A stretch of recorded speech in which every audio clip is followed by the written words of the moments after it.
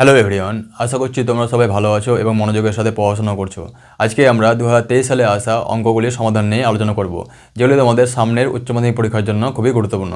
তাই মনোযোগ দিয়ে দেখবে এবং আমার সাথে সাথে প্র্যাকটিস করতে থাকবে, ঠিক আছে? তাহলে চলো প্রশ্নের দিকে যাওয়া যাক।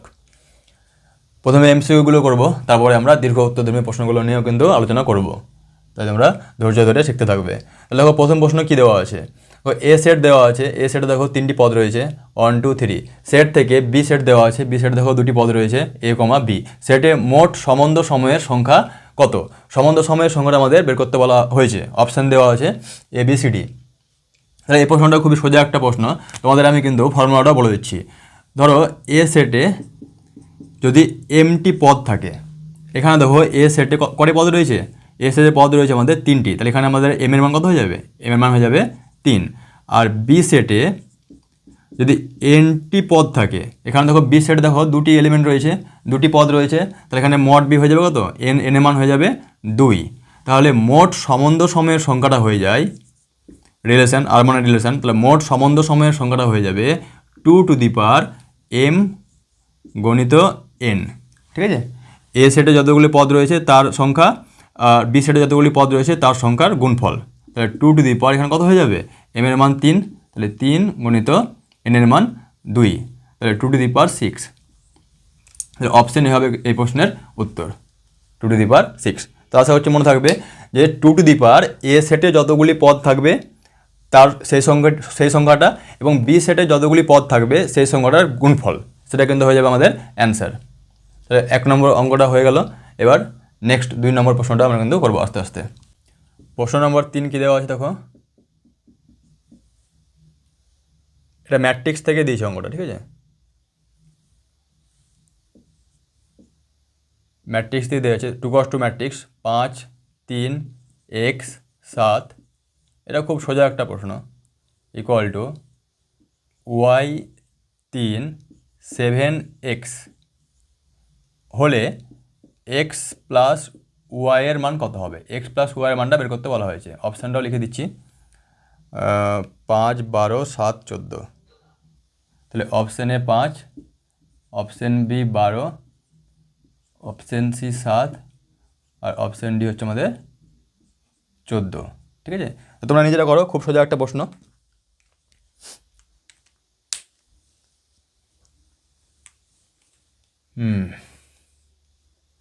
তাহলে দেখো, যখনই এই ধরনের প্রশ্ন থাকবে যে বাম দিকে একটা ম্যাট্রিক্স ডান দিকে একটা ম্যাট্রিক্স, তখন কী করবে, যদি কোরেসপন্ডিং যে এলিমেন্টগুলো সেগুলো কিন্তু সেম হবে। এরপর দেখো এ অন অন মানে ফার্স্ট রো ফার্স্ট কলমে যে এলিমেন্টটা রয়েছে, পদটা রয়েছে 5, এখানে দেখো ওয়াই রয়েছে, তাহলে 5-এর মান ওয়াই বা ওয়াইয়ের মান 5।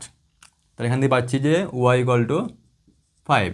একইভাবে দেখো এখানে এক্স আর 7 বা 7 আর এক্স, তাহলে এক্সের মান কত হলো 7। কী বের করতে বলেছে? এক্স প্লাস ওয়াই, তাহলে এক্স প্লাস ওয়াই কত হবে? এক্স প্লাস ওয়াই হয়ে যাবে 5 + 7 12। খুবই সোজা একটা প্রশ্ন, মানে অপশান বি, তাই না? তাহলে অপশান বি হচ্ছে এই প্রশ্নের উত্তর। আশা করছি তোমরা বুঝতে পেরেছো। এবার তোমার নেক্সট প্রশ্ন 4 নম্বর, তাই তো? 4 নম্বর প্রশ্নটা খুবই ইম্পর্টেন্ট প্রশ্ন রয়েছে, এবং এটা কিন্তু খুব একটা সোজা নয়, ঠিক আছে? বুঝতে হবে। তাহলে 4 নম্বর প্রশ্নটা, এখানে জায়গা রয়েছে তাই আর মুছছি না। তাহলে 0 টু π/2 ইন্টিগ্রেশন থেকে 0 to π/2 cos square x dx এর মানটাকে বের করতে বলা হয়েছে, ঠিক আছে? অপশান দেওয়া আছে, option A pi, option B π/2, option C π/4, আর অপশান ডি দেওয়া আছে তোমার 1। ঠিক আছে? আচ্ছা, π/2 π/4 আর 1, ঠিক আছে?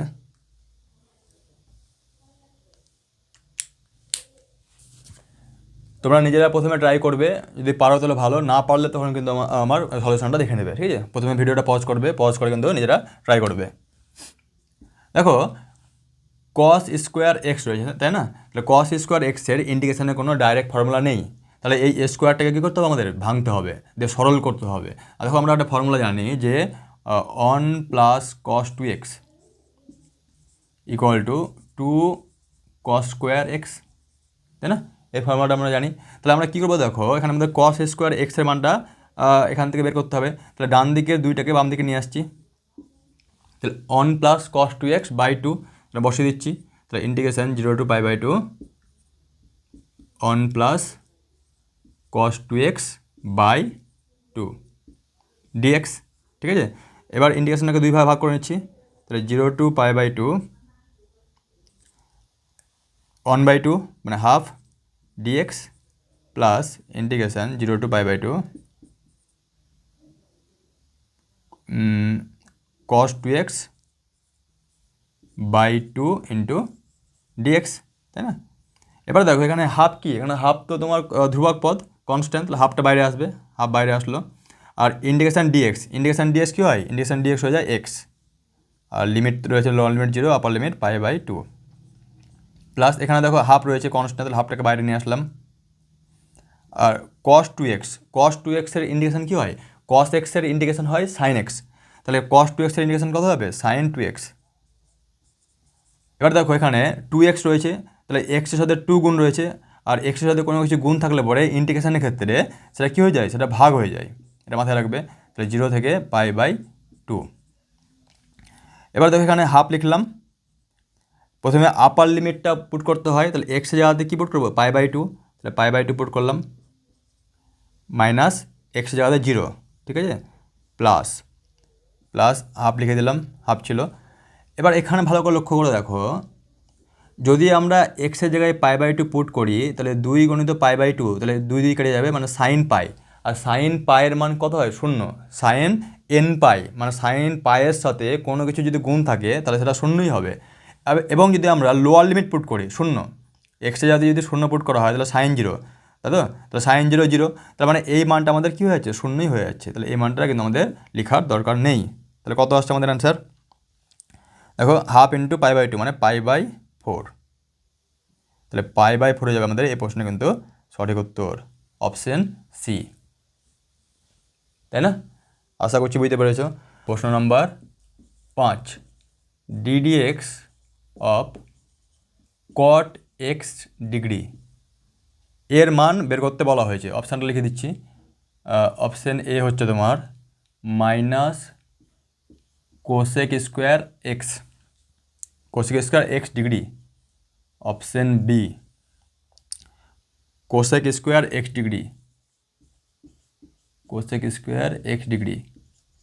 Option C minus 180 by pi cosec square x degree. আর তোমার হচ্ছে অপশান ডি কি আছে, minus pi by 180 cosec square x degree. তাহলে এইটাও কিন্তু খুব ইম্পর্ট্যান্ট একটা প্রশ্ন, ঠিক আছে, তাই কিন্তু ভালো করে দেখে নেবে। আচ্ছা, এক্স ডিগ্রি দেওয়া আছে, তাই তো।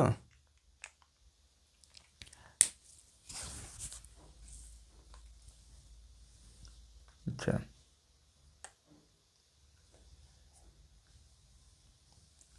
দেখো যখনই তোমাদের এরকম এক্স ডিগ্রি দেওয়া থাকবে তাহলে ওই ডিগ্রিটাকে করতে হবে রেডিয়ানে, ঠিক আছে। তাহলে আমরা জানি যে তোমার হচ্ছে 180 ডিগ্রি ইকুয়াল টু কি, পাই রেডিয়ান, তার মানে 1 degree equal to pi by 180, মানে x degree equal to pi by 180 into x radian, ঠিক আছে। তাহলে এই মানটা বসিয়ে দিচ্ছি ওখানে। তাহলে বের করতে বলেছিলাম আমাদের ddx of cot x degree, তাহলে এক্স ডিগ্রি যাতে এই মানটা বসিয়ে দিচ্ছি, তাহলে পাই বাই 180 ইন্টু এক্স। এবার কট থিটা, ঠিক আছে, কট থিটা মানে পাই বাই 180 ইন্টু এক্স, এই পুরোটা কি, পুরোটা তোমার হচ্ছে মানে এই অ্যাঙ্গেলে রয়েছে, ঠিক আছে। দেখো তাহলে কটের অবকলন কি হয়, কটের ডেরিভেটিভ হয়ে যায় মাইনাস কোসেক স্কোয়ার, তাহলে মাইনাস কোসেক স্কোয়ার থিটা, মানে এই যে কটের পরে যেটা থাকবে সেটা পুরোটাকে আমরা কী ভাবছি, থিটা ভাবছি। তাহলে কোসেক স্কোয়ার থিটা, তাই তো। তাহলে পাই বাই 180 ইন্টু এক্স। এবার দেখো এখানে এক্সের সাথে যে পাই বাই 180 লেগে আছে না, এই পাই বাই 180টা কি একটা ধ্রুবক পদ, তাহলে এটারও আবার কি ডেরিভেটিভ করতে হবে। তাহলে এটার ডেরিভেটিভ করলে পরে এক্সের ডেরিভেটিভ হয়ে যায় 1, তাই তো, এক্সের ডেরিভেটিভ 1 হয়ে যায়, তাহলে পাই/180টা চলে আসবে পরে, পাই/180। আচ্ছা, তাহলে -পাই/180 এটাকে আগে লিখছি, cosec square,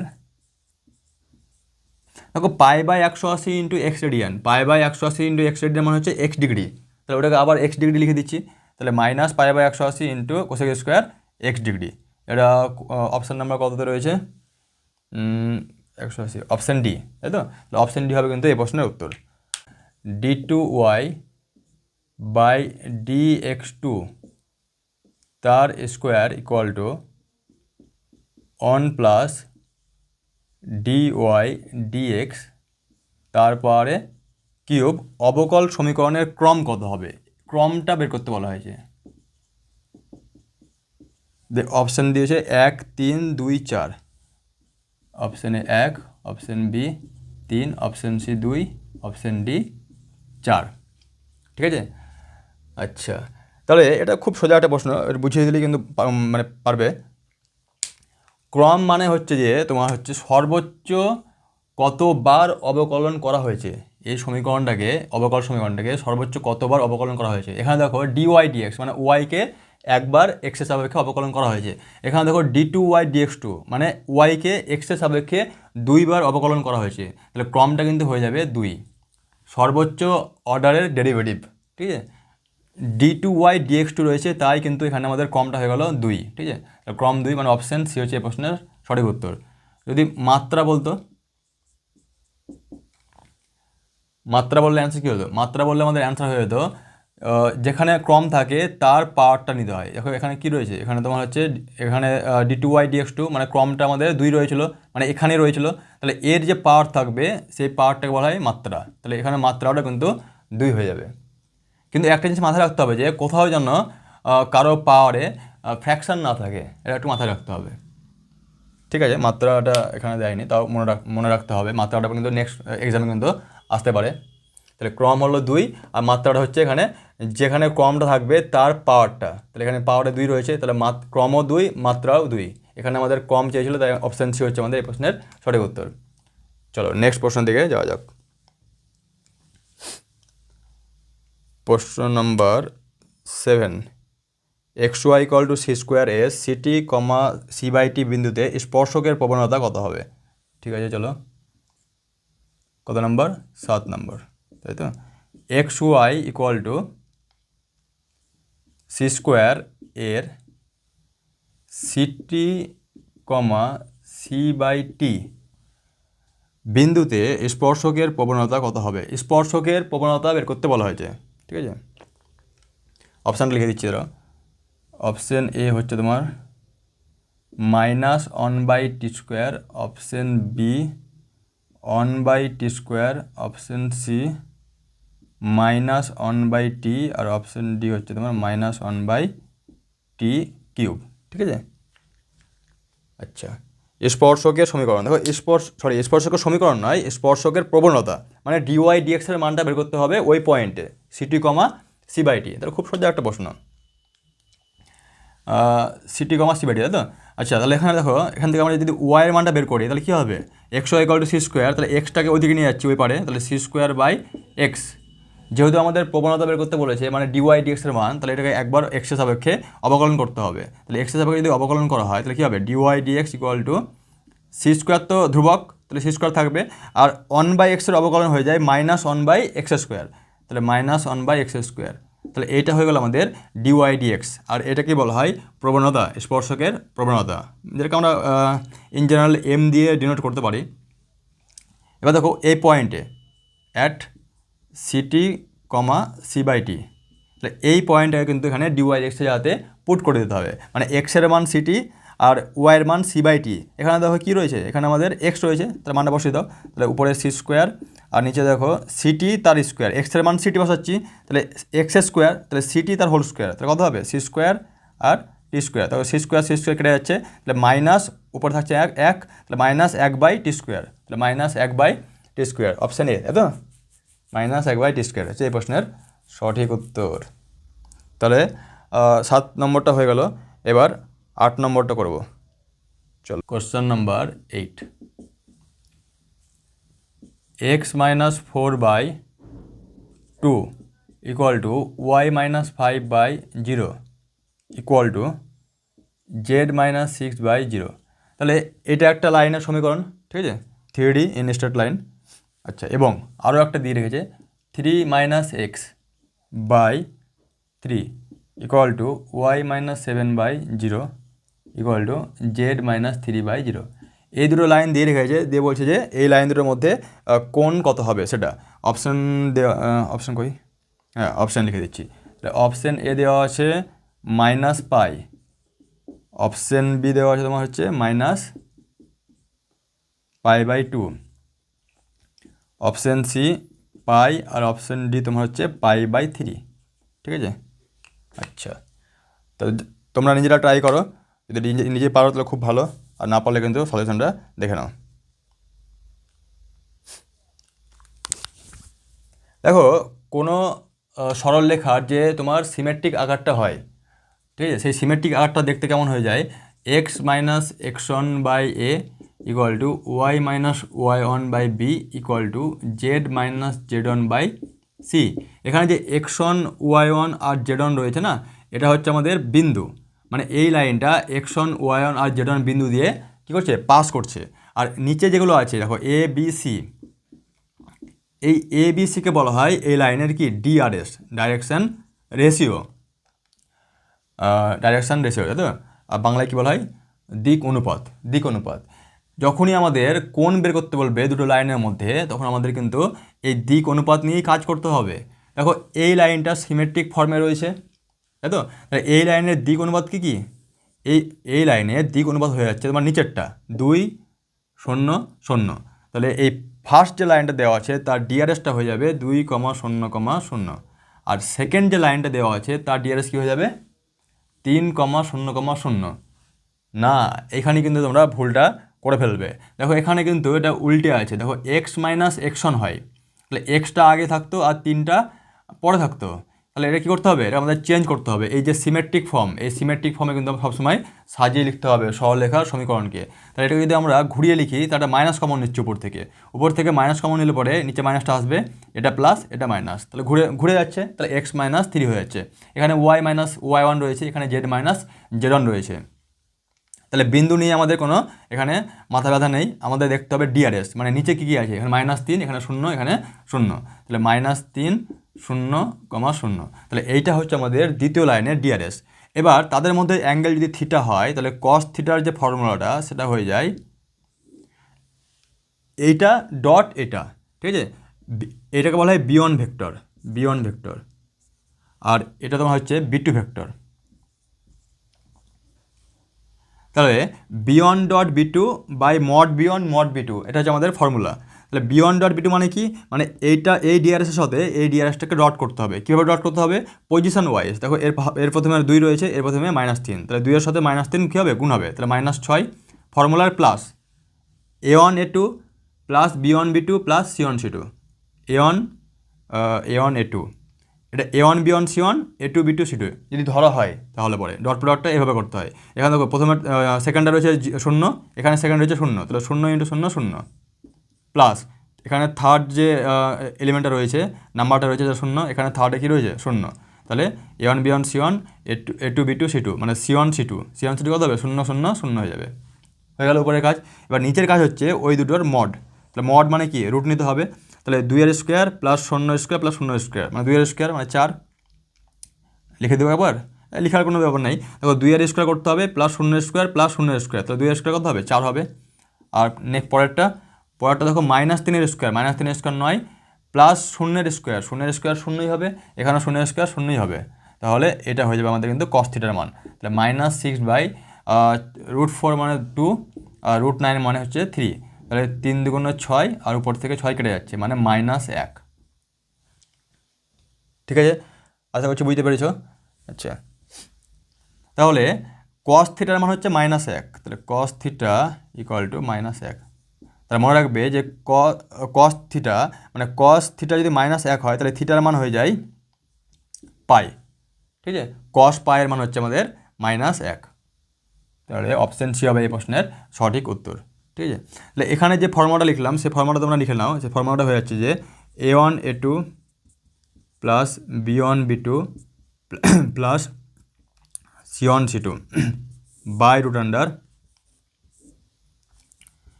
a1 square plus b1 square plus c1 square into root a2 square plus b2 square plus c2 square. যখনই তোমাদের দুটো সরলরেখা সমীকরণ দেওয়া থাকবে এবং বলবে যে তাদের মধ্যে কী করতে হবে, কোণের মান বের করতে হবে, তখন তোমরা এই cos থিটার যে এই ফর্মুলাটা সেটাকে অ্যাপ্লাই করবে, ঠিক আছে। এটা a1 b1 c1, এটা হচ্ছে আমাদের a2 b2 c2, ঠিক আছে। তাহলে a1 b1 a2 b2 a1 a2 b1 b2 আর c1 c2, a1 a2 b1 b2 c1 c2, ঠিক আছে। ঠিক আছে, চলো তাহলে নেক্সট প্রশ্ন দিকে যাওয়া যাক। তাহলে প্রশ্ন নম্বর 9, probability of A equal to 1/3 and probability of B equal to 1/4 এবং probability of A intersection B equal to 1/5 এটা দেওয়া রয়েছে হলে PA/B কন্ডিশনাল প্রবাবিলিটি, ঠিক আছে, কন্ডিশন অন বি। তাহলে প্রবাবিলিটি A/B এর মানটা বের করতে বলা হয়েছে। অপশান 1/5, 3/4, 1/5, 3/4, অপশান সি 4/5 আর অপশান ডি 3/5, ঠিক আছে। তাহলে এই প্রশ্নটা প্রবাবিলিটি থেকে নেওয়া হয়েছে, খুব সোজা, এটাও খুব সোজা প্রশ্ন, তোমরা নিজেরা ট্রাই করো, না পারলে তখন আমার সলিউশনটা দেখে নেবে। দেখো এর জন্য তোমাদের এই যে প্রবাবিলিটি A/B কন্ডিশনাল প্রবাবিলিটি, এর তোমাদের ফর্মুলাটা কিন্তু মাথায় রাখতে হবে। কি ফর্মুলা? প্রবাবিলিটি অফ A/B এটা হয়ে যায়, উপরে হয়ে যাবে probability of A intersection B, আর নিচে যেটা থাকবে, এখানে নিচে B রয়েছে, তাহলে নিচে B আছে, তাই এর নিচে তোমার P/B হয়ে যাবে, মানে প্রবাবিলিটি অফ বি। মানগুলো দেখে থেকে বসিয়ে দাও, তাহলে হয়ে যাবে অ্যান্সার। দেখো probability of A intersection B 1/5, তাহলে 1/5, আর প্রবাবিলিটি অফ বি তো দেওয়া আছে না 1/4, তাহলে 1/5/1/4 মানে 4/5। তো খুব সোজা প্রশ্ন, কিছু করতে হলো না, তাহলে অপশান সি 4/5, ঠিক আছে, বোঝা গেছে আশা করছি। ঠিক আছে, কোশ্চেন নাম্বার 9 হয়ে গেছে। লাস্ট আর একটা প্রশ্ন আছে, প্রশ্ন নম্বর 10, কে একটি ধ্রুবক রাশি হলে ভার কে, ভার মানে ভ্যারিয়েন্স কে এর মানটা কত হবে? খুব তাহলে প্রশ্ন নম্বর 10, তাহলে ভ্যারিয়েন্স অফ কে এর মানটা বের করতে বলা হয়েছে। অপশান লিখে দিচ্ছি, অপশান এ হচ্ছে তোমার k, option B 0, option C k², আর অপশান ডি তোমার হচ্ছে 2k², ঠিক আছে।